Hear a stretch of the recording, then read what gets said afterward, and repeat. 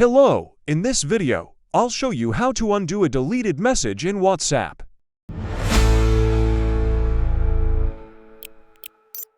If you've just deleted a message on WhatsApp, you'll see an undo option at the bottom of the screen for a few seconds. Simply tap undo to recover the deleted message. And that's it, your message is restored and back in the chat. You've successfully undone a deleted message on WhatsApp. If you have any questions, drop a comment below. Don't forget to like, subscribe, and hit the bell icon for more helpful guides. Thanks for watching. Follow our social media account and watch our other WhatsApp-related video channel.